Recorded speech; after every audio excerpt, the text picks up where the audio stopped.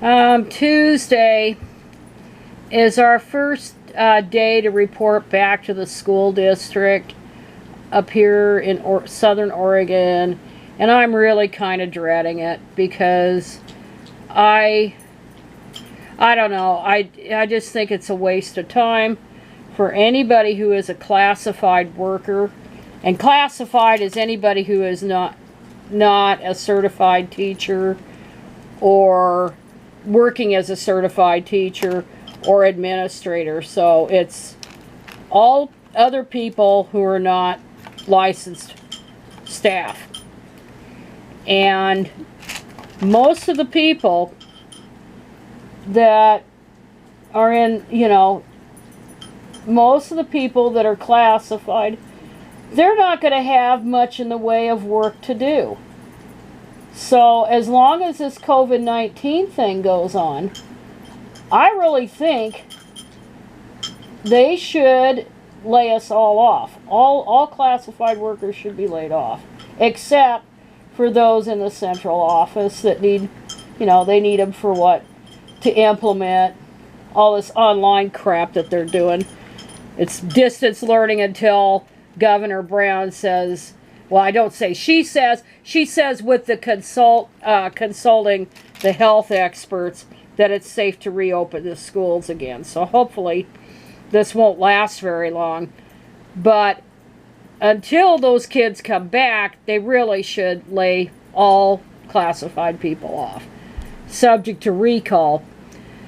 The problem is in Oregon and in every other state that I'm aware of, classified workers, and the overwhelming majority of these 9-month classified workers, not all classified workers are 9 months. Many are year-round, so they're not really affected.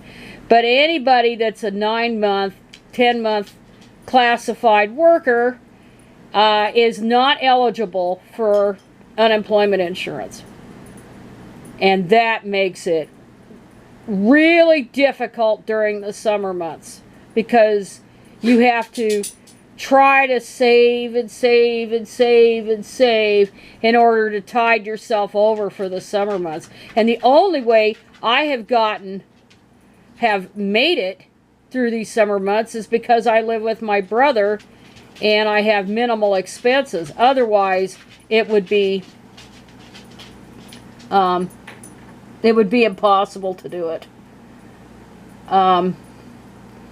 But many workers who are laid off and are subject to callback, this is always the excuse for the reason classified workers in education are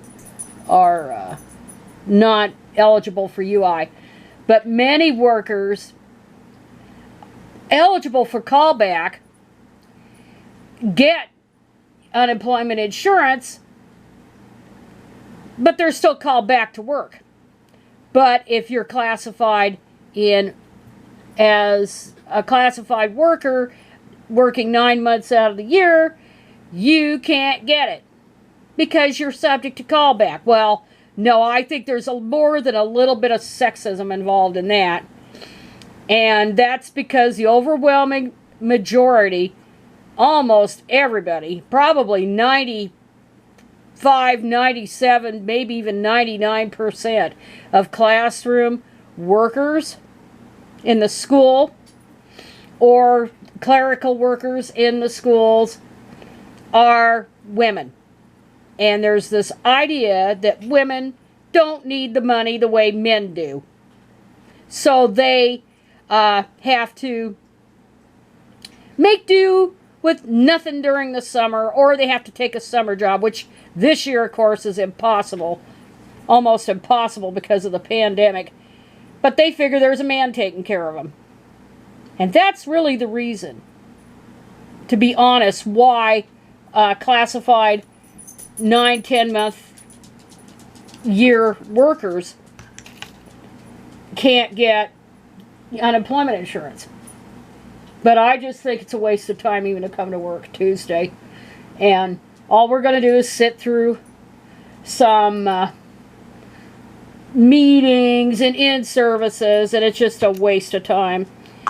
But I kind of want to segue into why I can't retire, that I doubt I'll ever be able to. I think of, because of this travesty of coming back without kids, I think, oh, I wish I could retire, but it's impossible. And one of the reasons it's impossible is, well, not only because I'm stuck doing part-time work, and the only reason I did this part-time stint as a classified worker rather than as a teacher is I wanted to get the pension, which I now qualify for, but it's not a monthly benefit until I get at least 3 more years in. Depends on how many hours I get. And last year was such a hard deal because I was dumped on to do the work of 3 people, and I'm about done with it. And I have tried to go and get teaching positions for this year, especially the distance learning. But I think those teachers are already picked for who's gonna be doing distance learning for their online school. And it would be nice to have that, and I could get out of here. I could get my own place, maybe even buy a mobile home or something, and have more paid into Social Security and more paid into the pension benefit and all that. But anyway, getting back to why I can't retire, I worked in Nevada public employment. Actually, I worked for Washoe County. I worked there, and I got, the first 5 years I was there, I was part-time, but I had no benefits. Then my boss was very nice. She had a full-time opening, but she didn't think I was going to stick around, so somebody else got that job. But I was able to get more hours in, and I was able to qualify not only for health insurance and dental and all that, full benefits, but I could qualify for the pension. And then I went to work, and then I got a job with the school district down there, WCSD, and eventually, before they kicked me to the curb illegally in 2008, I was able to qualify for their pension there, 5 years worth. But the problem is, when you take a pension from a state like Nevada and 14 others, where teachers are affected, well, it's more than that. There's about 26 states that are affected that don't, where the public sector jobs, agencies don't pay into Social Security, and then you're stuck with offsets. And those offsets are really crippling. And the whole notion of the offsets went back first to Carter when he put in the GPO, and that affects survivors' benefits. And then and spousal benefits, where they reduce what spousal benefit or survivor benefit you would get. They reduce it by 2/3 of your pension amount. So if you had a $1,000 pension and you were getting, whatever, if you were getting that, 2/3 of that pension amount, so say $666, that would be reduced from your Social Security, subtracted from that. And for many, if not most, they can't get GPO. They don't qualify. And it's basically people who have had a lot of years in. But if that doesn't get you, then the WEP does. And unless you have 30 years of substantial earnings, that means full-time, year-round, at least $21,000 or $22,000 a year, something like that currently, that you would make over a period of 30 years or more. If you're not making that, or if you are making that, if you've had that, you're not affected by the WEP. But if you have less than that, then you are affected by the WEP, and the WEP reduces your, they do a dumb calculation where they reduce 2/3 of, or else not even that.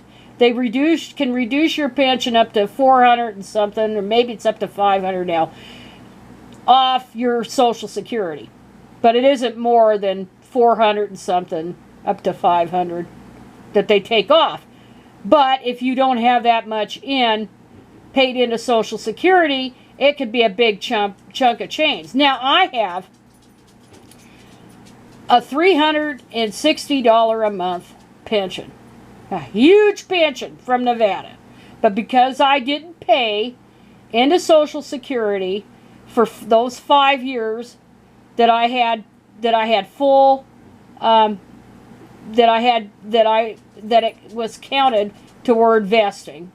I had just over 5 years. I had to have 1/3 of that amount deducted from my Social Security when I got it. And let me tell you, I don't have a very big Social Security check. It's pretty damn pitiful. And I mean, I can go on a rant about how my sisters got bigger checks than I got, and they didn't work. They were married to somebody, and they got more money than somebody that's worked all their damn life. You try to call that fair. It isn't. But I had a third of my pension reduced from the Social Security.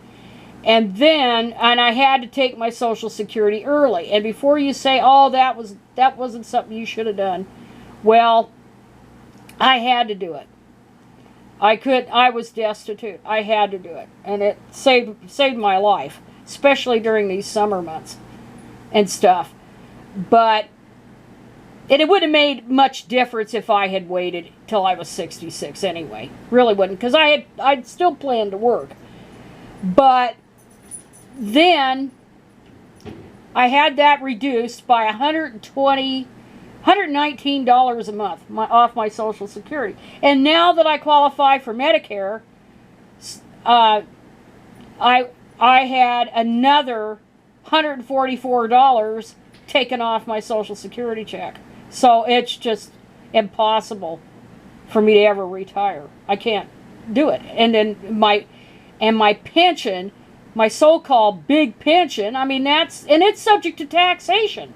You have to pay income tax on that. You have to pay Oregon tax on it, and you have to pay federal tax on that huge pension of $360 a month. But I got screwed every which way. So my amount now is about total, I'm just going to round off the figures. Let's see, 140. So it's about $1,100 a month. I guess somewhere around there. $1,100 a month that I get between Social Security and the pension. If I'd have had that WEP, it would have made like $1,200 a year difference. And the thing is, the assumption behind the WEP was, well, you get these big, and it was put in during the Reagan years in order to shore up Social Security when the baby boomers retired. And remember, this was done back in 1983. So Reagan was president. But they figured, well, you got a big pension anyway. You don't really need it. You don't really need that money. Well, hell, there's a hell of a lot of us here who didn't get a big pension out of it. And they forget that those pensions, those state pensions, are actually deferred compensation. They're not social insurance like Social Security. So they're collected different. They're a whole different thing than Social Security is. But states were not required to participate in Social Security. They couldn't because FICA is a tax. And the federal government is constitutionally prohibited from collecting taxes from states. But states can, and the vast majority do, opt in. They can't be required to. That's why. That's why you still have some states where they don't pay into it. But man, I've had to pay through the nose on this. But what am I going to do? I have to work till I drop dead. And so, I know this is a long video, but that's all I have to say.